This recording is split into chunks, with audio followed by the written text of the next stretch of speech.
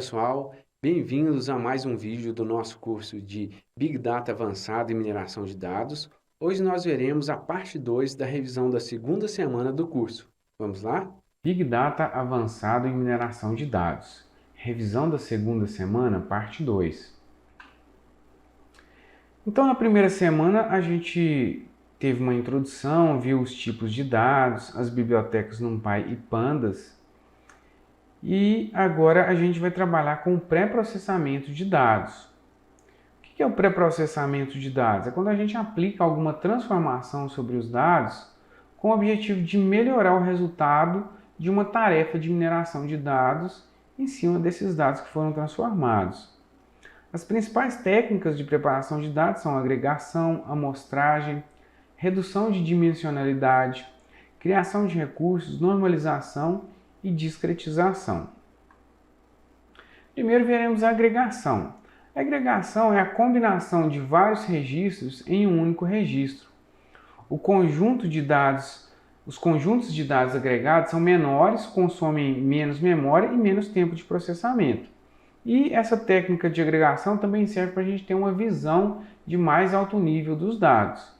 Qual que é a desvantagem? Potencial perda de detalhes. Aqui nós temos um exemplo onde a gente faz uma agregação em cima de uma base de dados de voos.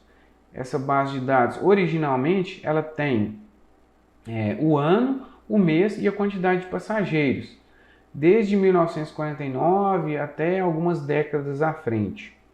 Então, aqui do lado direito, a gente tem o cabeçalho da base de dados original, onde a gente tem ano, mês e a quantidade de passageiros por mês. E mais abaixo a gente tem a base de dados agregada, onde eu tenho o ano e a soma de todos os meses daquele ano. O código que faz isso está aqui do nosso lado direito, né? A gente está mostrando o head aqui da base de dados original e da base de dados agregada. E a agregação a gente fez com a função groupby da biblioteca Pandas, né? Porque a gente está importando essa biblioteca, aliás, a gente está importando essa base de dados da biblioteca Seaborn. Essa biblioteca, quando a gente chama a função load dataset, passa o nome da base de dados, que no caso é flights, ele automaticamente devolve para a gente um data frame dessa base de dados. Como é um data frame, a gente pode usar as funções do Pandas. No caso, a gente está usando o groupby.sum, né? Groupby em cima do ano, year.sum para somar. Eu poderia usar média também, que a gente teria o ponto min e outras funções de agregação. Outra técnica de pré-processamento que a gente tem é a amostragem. A amostragem pode ser feita como uma amostragem aleatória simples ou uma amostragem estratificada. Como que funciona a amostragem aleatória simples? A gente tem uma probabilidade igual de selecionar qualquer item que eu tenha ali no meu conjunto de dados.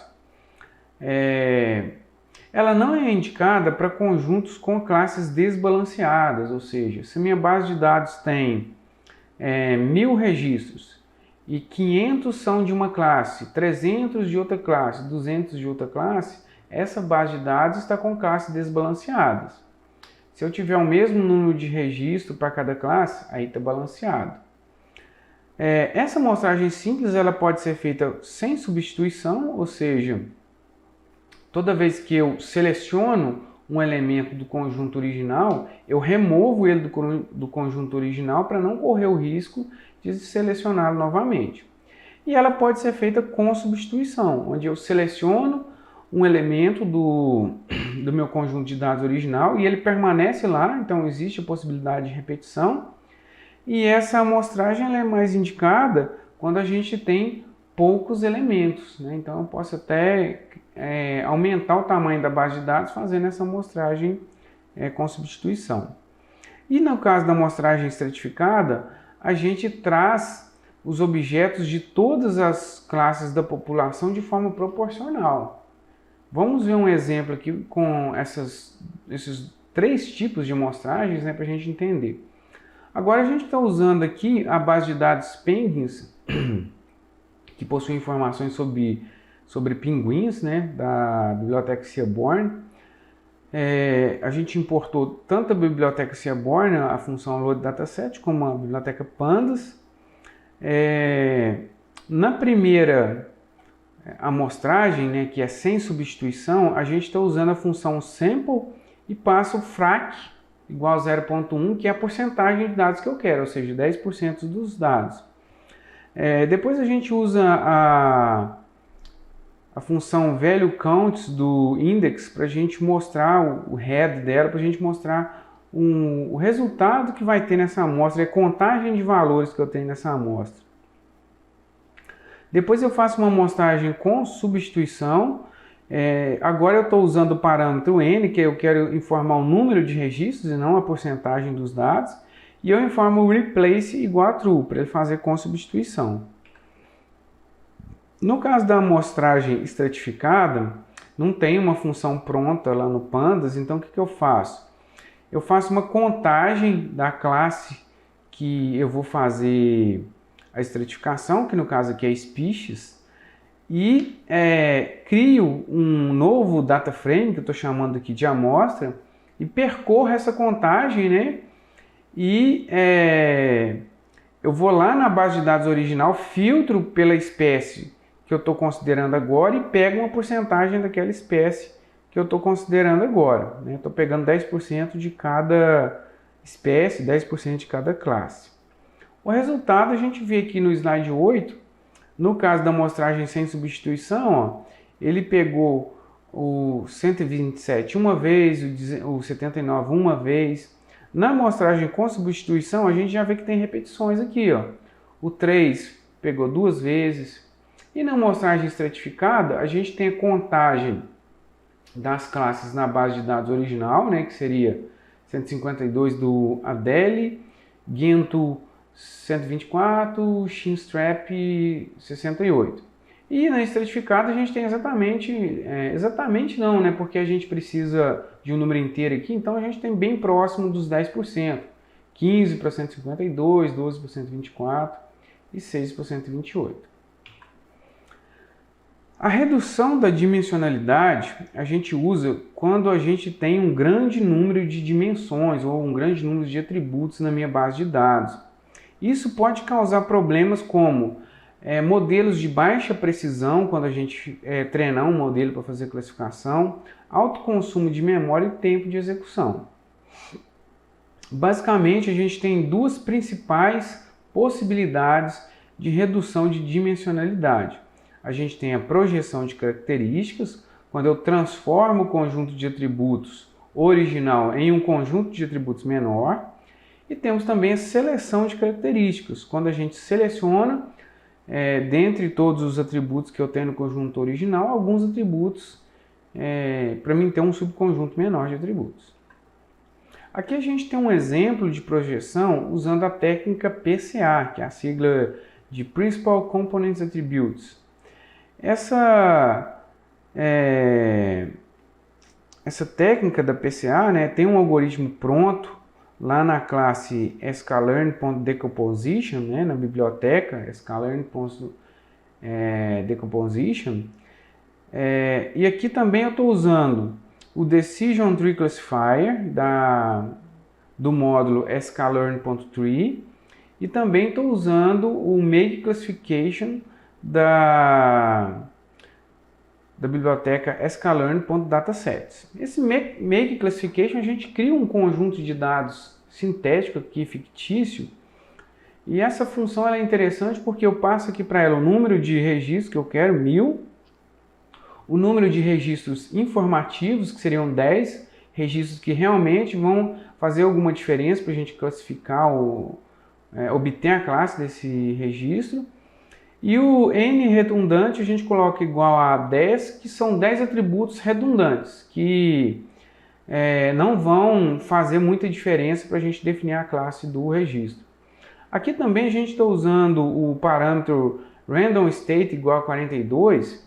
A gente vai observar isso sempre que a gente for usar alguma rotina aqui, a gente vai colocar um valor nesse random state. Por quê?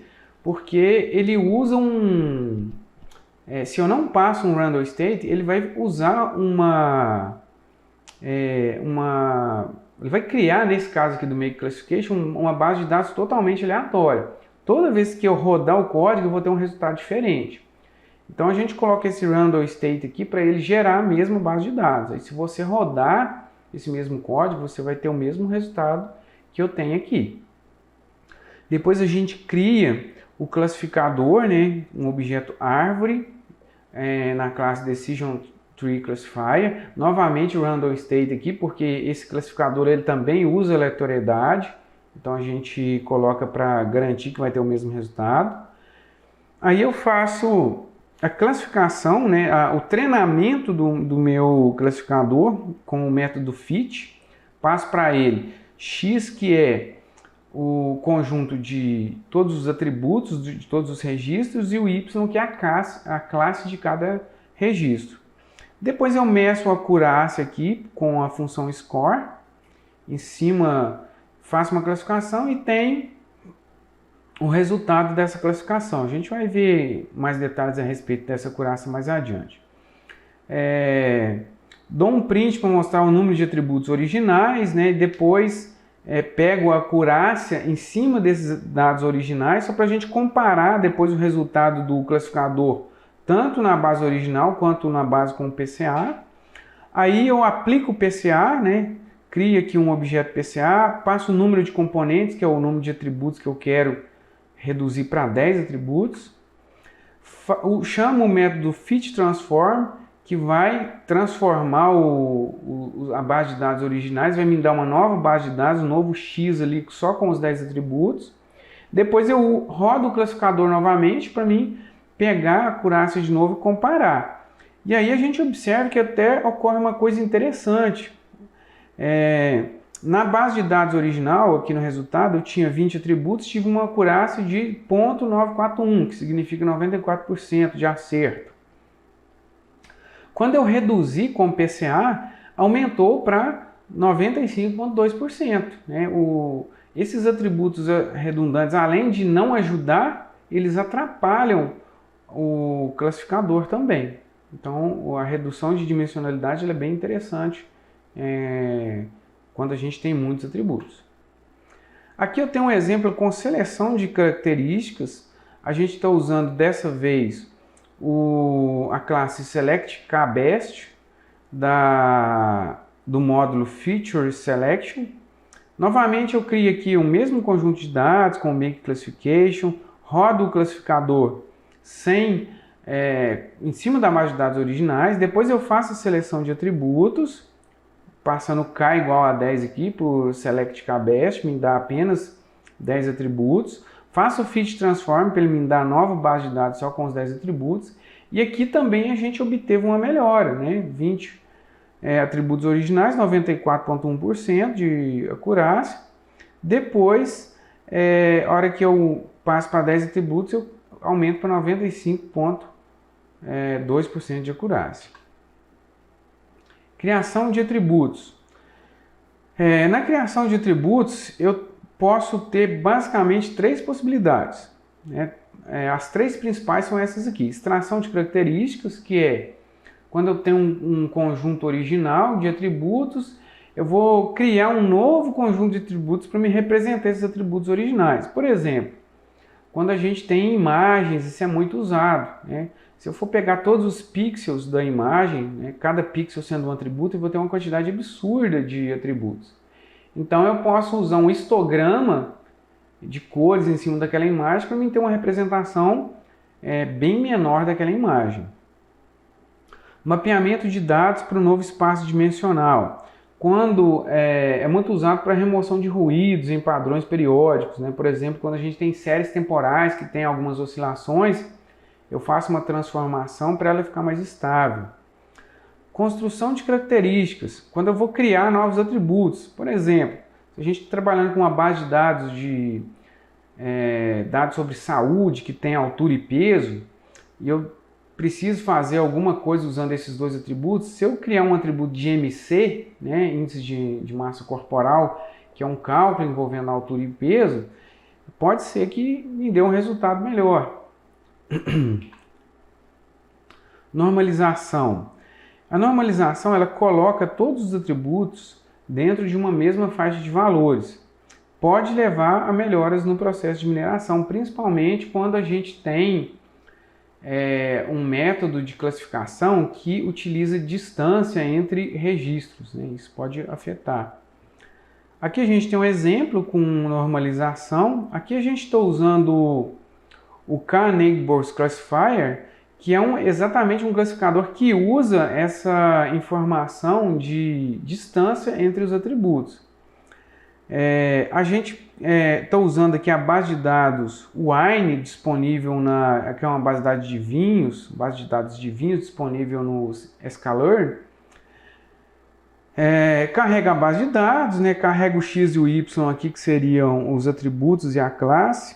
Crio o meu classificador, faço a classificação, pego a acurácia aqui, também pego o valor mínimo e máximo do X aqui para a gente mostrar. Depois eu normalizo os dados e aplico o classificador novamente. A gente pode ver que a acurácia passou de 0,78 para 0,97, né? Melhorou muito com essa normalização dos dados.